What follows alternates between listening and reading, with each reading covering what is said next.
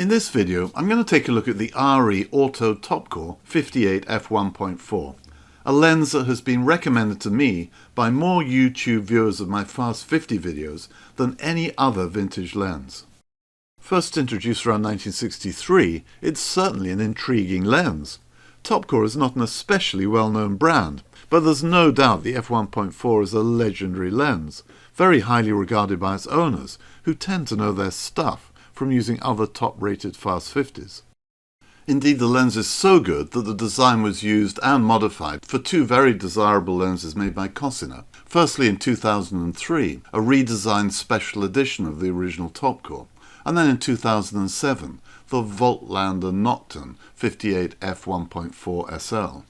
The manual focus Voigtlander SL2S lens is still for sale new today, and its looks, build and optics have some very dedicated fans online. Clearly there's something rather special about that old Topcor. So it was really only a matter of time before I succumbed to buying one for myself, to see what the fuss is all about. My lens, as you can see, is the black version, rather than the silver-bodied version. However, this is only half the story, because some months before I bought the f1.4, and it's quite an expensive investment for an old lens, I bought an Auto Topcor 58 f1.8, a lens that also has a big reputation. I wanted to see how the exact amount Topcors worked on my digital mirrorless cameras before spending the money on the f1.4. My copy was attached to a contemporary Topcon RE2 camera. The camera and the f1.8 lens together cost me a fifth of the f1.4 lens, a reflection of the premium you have to pay for the faster lens. Both lenses work fine on my Exacta to Sony mount adapter with good infinity focusing and so on. You can occasionally find RE Auto Topcor lenses that have been converted to M42 mount lenses, but most lenses are for sale in their original Exacta mount form. I've noticed that people on online threads have been asking how the f1.8 compares to the f1.4. If the f1.8 is such a very good lens, do you really need to splash the cash on an f1.4? I'll be showing you head-to-head comparisons of the f1.4 versus the f1.8, and then I'll give you my own conclusions. But before that, I'm going to talk briefly about the history and the specs of these lenses.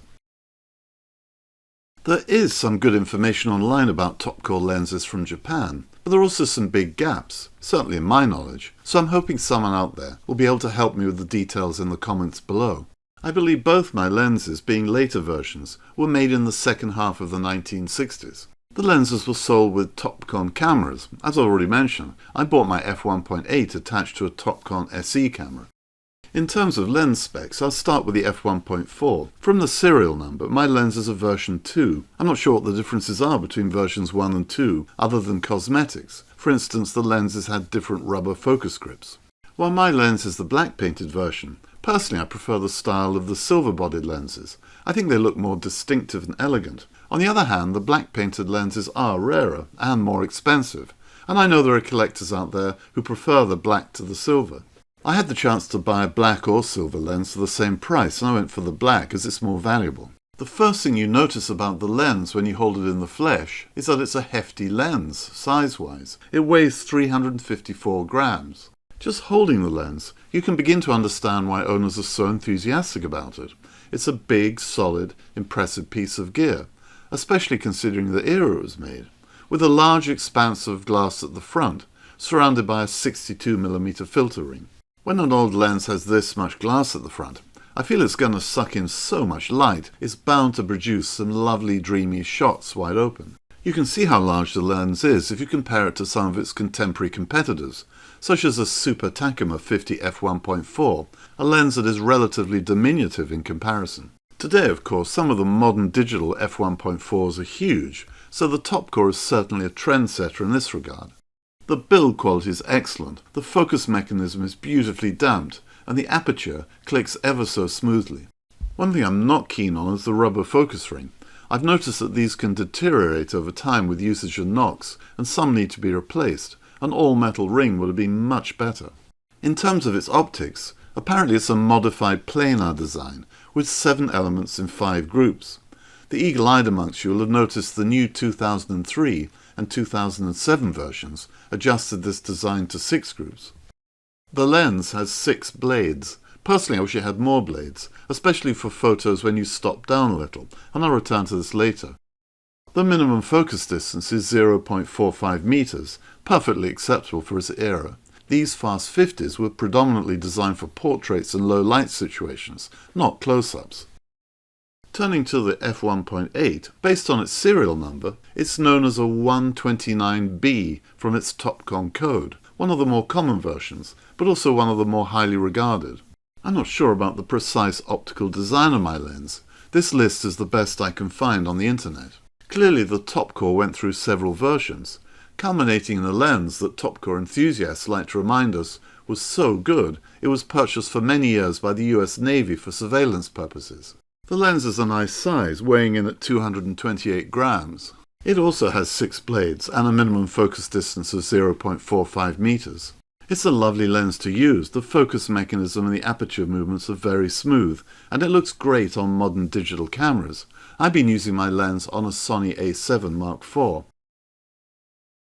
We'll do the head-to-head comparisons in a moment, but before that, I'll start with some of my favourite wide-open shots from the lenses. As we scroll through the images, you'll see that the lenses produce excellent subject isolation. The in-focus parts of the image seem sharp enough. I'll look at sharpness in more detail later. And the out-of-focus areas are smooth when the background or foreground is not too cluttered.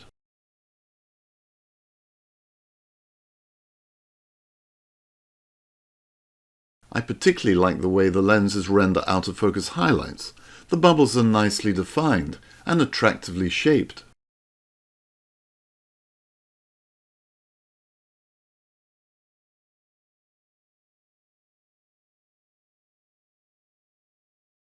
The wide-open images from the lenses look good in colour, and they can also be very striking in black and white.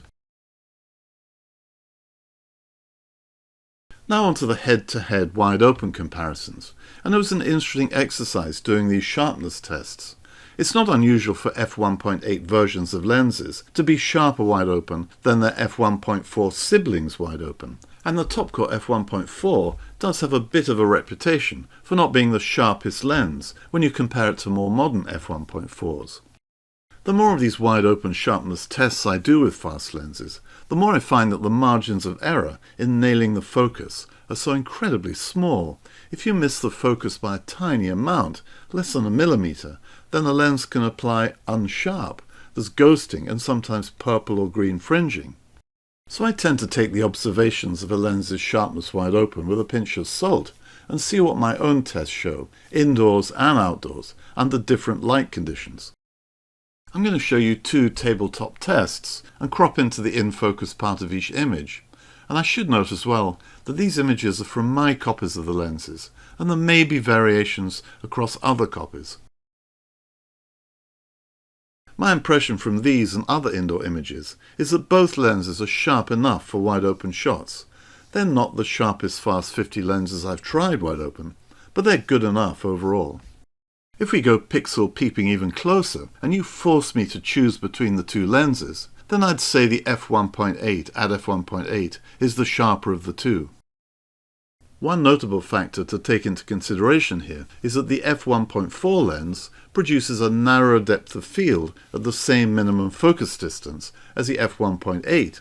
This means that less of the image around the f1.4's in-focus point is actually going to be in focus, if you get what I mean. The plane of focus is narrower for the f1.4. I can illustrate this by taking a look again at these 2 images. More of the lettering around the front of the lens looks to be in focus with the f1.8 image compared to the f1.4 image. The ever so slightly out of focus lettering has that ghosting and glow that some owners of the f4 talk about.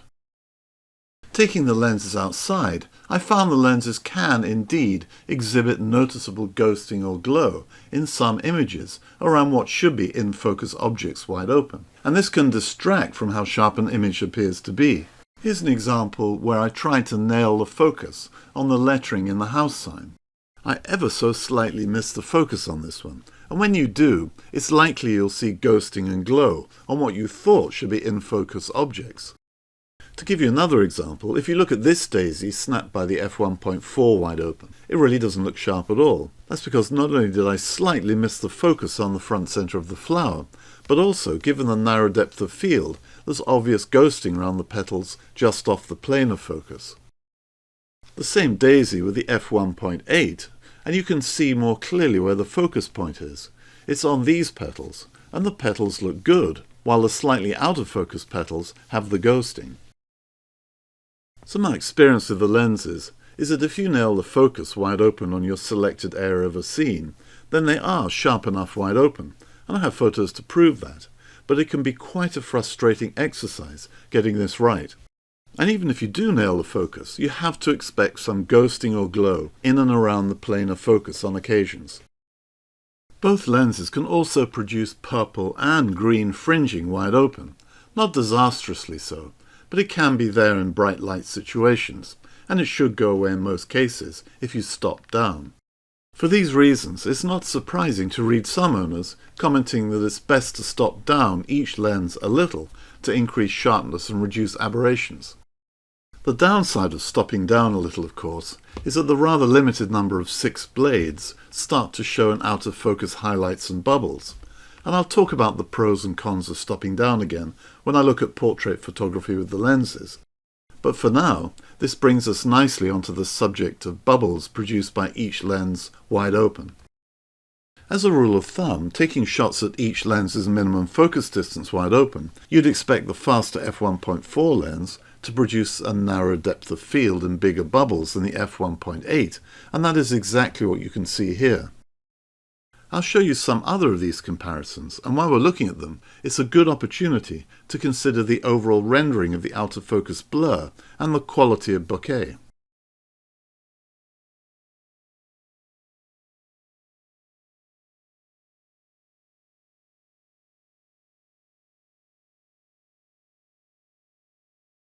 Bokeh is such a subjective thing, depending on personal taste, and generally I like the out-of-focus rendering produced by these lenses.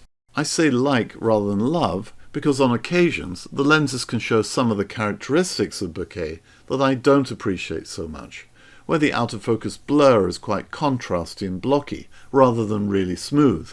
Where the backgrounds are busier, the images from both lenses can produce blur that is characteristic of planar optical designs.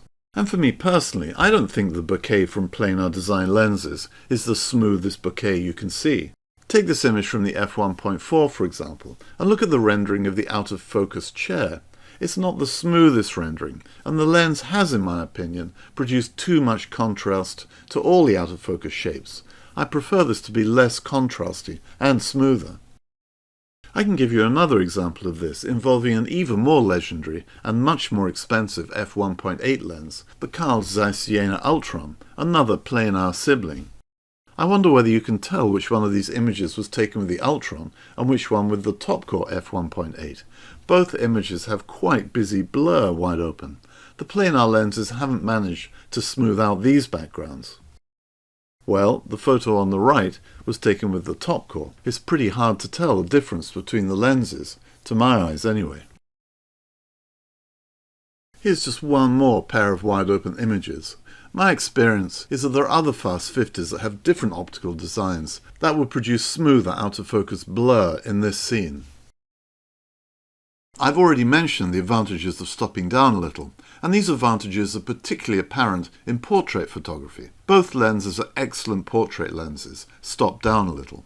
One of the reasons why the two lenses are so good stopped down a little is that their images retain a strong sense of subject isolation from the background blur. You don't just have to use this lens wide open to get a 3D pop.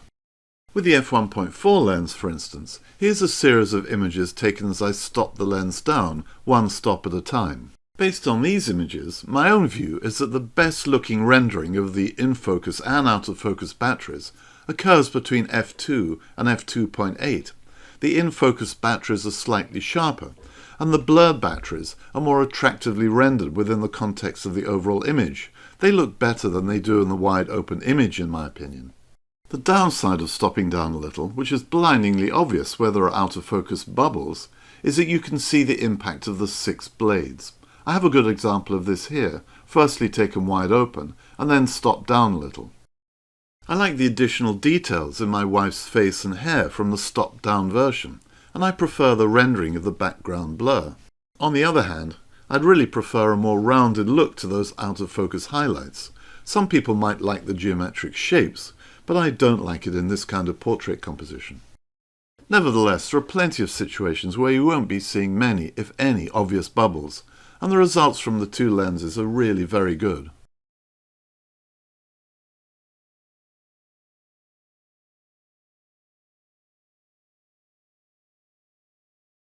So that's wider open performance. It's time to turn to stop down performance, to around f5.6 and f8, and a look at some more head-to-head images. The first observation to make about the lenses concerns the colours. My copy of the f1.4 tends to have a warmer, slightly golden tint to the colours compared to the f1.8. Chiswick House's white plastered walls are always a good test of colour tints. Some wide open images also clearly show the differences in that colour tint. All of these images, by the way, were taken on the same camera and are mostly straight out of camera, with only very minor adjustments to exposure levels on a few images for comparative purposes. Overall, I found that the f1.8 produces more accurate colours than my f1.4, although the colours are not as digitally vibrant as modern fast 50s. So if you like a more restrained film-era coloration to your photographs, pre-post processing, you'll like these lenses. I'd also say, having pixel-peeped a variety of images from both lenses, that both lenses are very sharp at the centre, and a little less sharp towards the edges.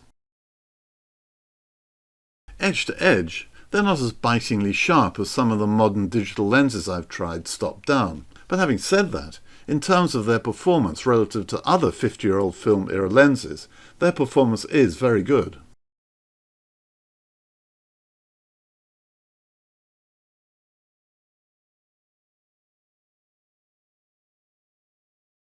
You can see why the US Navy in the 1960s chose Topcor lenses as top-performing surveillance lenses. I very much doubt the sailors were trying to get arty-farty, dreamy, wide-open, bokeh-rich images from their 1.8s. They wanted stop-down details, coupled with a fast speed for lower light or fast-moving situations, in a well-made, relatively compact piece of gear, and that sums up the Topcor f1.8 to a T. For landscape shots, there are plenty of details if you zoom into stop-down images.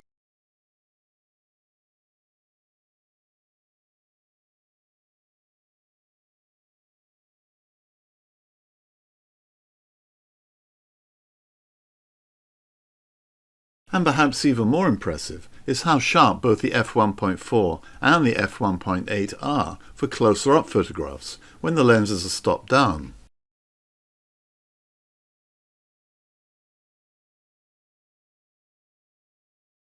Going back to the f1.8's US Navy use, it would make an excellent lens for copying documents where you need good micro details, such as these stamps on a box from Russia.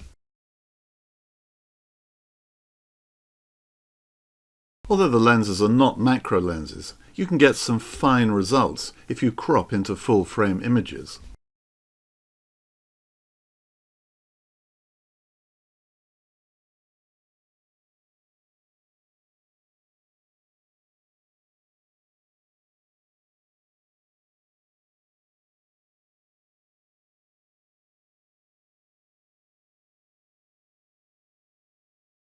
It's been interesting to see how these old lenses perform, not just because of the US Navy choice of the f1.8, but also because I've read that when some owners of the new Voigtlander 58 f1.4 tested their lenses against the original Topcor f1.4, they found that while the Voigtlander is sharper wide open, when you get to 2.8 and beyond, the old Topcor resolves better. And that's quite a compliment. I can't confirm or deny this, as I don't own the Voigtlander.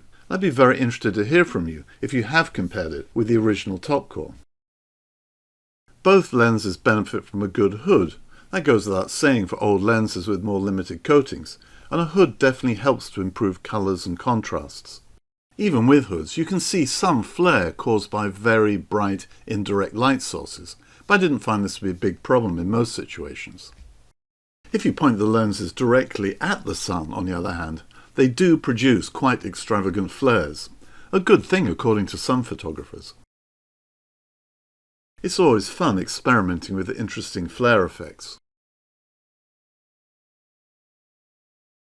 So I'd like to end with my conclusions from using and testing these two legendary lenses on their own and side by side. I'll give you my views on the f1.8 first, as they're easier to summarize. I've tried many great fast 50 lenses between f1.7 and f2, and the Topcor is, without question, one of the best of the bunch. The build quality, aside from that rubber focus ring, the sharpness, rendering and colours are all top-notch for a lens of its age. Although it's the slower lens in the f1.4, it can still produce super smooth results wide open. And stopped down, my copy not only seems as sharp as the f1.4, it has more accurate colours. Is it the best of all old lenses around f1.7 to f2? Well, that's more difficult to say, and I really think it depends on what style of photographs you're looking for. There are, in my opinion, better lenses for dreamy, watercolory wide-open shots. There are better lenses for wild bokeh shots, if you're looking for bags of character. And there are better lenses for beautiful vintage-style tinted renderings top-down, including colours from radioactive lenses. Nevertheless, as a standard all-purpose lens, the version of the ARRI Auto Topcor I've shown you today deserves the highest praise. Now onto the f1.4. This is a much harder lens for me to rate versus other classic f1.4s or even f1.2s. So let me tell you a story that is relevant to this debate. One day I was visiting a camera dealer to pick up a lens I'd purchased. The dealer happened to have a planar 50 f1.4 and two Topcor f1.4s in his office, one silver, one black. I picked up the planar. It's another top-rated lens. And then I picked up one of the Topcors. Compared to the planar, the Topcor felt like an utterly superior class of lens. It felt awesome, like the holy grail of old fast 50s, especially with that large front element. To put this further into perspective, a few weeks earlier, I'd been lucky enough to hold and play with a Carl Zeiss Jena Pancolor 55 f1.4. Now this really is the holy grail of lenses in terms of its rarity and value. However, even that lens's physical presence, its size, its focus and aperture rings, felt inferior to the Topcor. I really believed I was in the presence of greatness with the Topcor, not the Pancolor. The funny thing is, I had no intention of buying a Topcor f1.4 when I visited that dealer, but as soon as I held it, I was hooked. As I've said before, I can completely understand why owners of the Topcor are so enamored with the lens. It's a beautiful, classy, superior lens. But great lenses are not just supposed to look great, they should also take great photos, allowing of course for the skills of the photographer. Personally, I have to say the f1.4 has been more of a challenge than I expected. On the positive side, I really like the overall sharpness and rendering, and especially the vintage-looking warm tint to images. And the black and white image conversions can look very dynamic.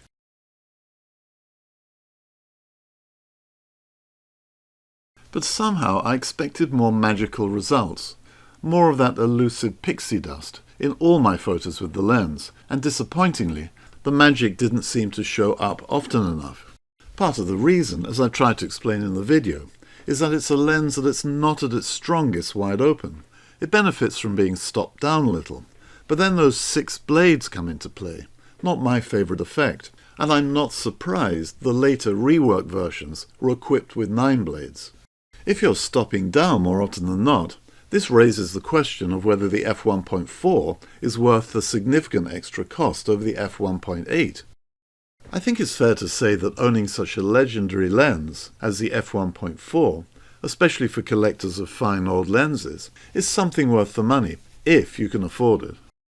On the other hand, purely from a photographic perspective, I could quite happily live with the f1.8 instead of the f1.4 and invest my money in an old 58 f1.2 lens for that extra speed. So will I sell my copy now I've tested it? Well, I don't know. I really don't know. There's something so majestic about the f1.4. I feel my collection wouldn't be complete without it. Or maybe I should buy a silver version instead. Anyway, please let me know what you think about these lenses. I read all your comments with great interest, and they do motivate me to carry on with this channel. Until the next time, all the best.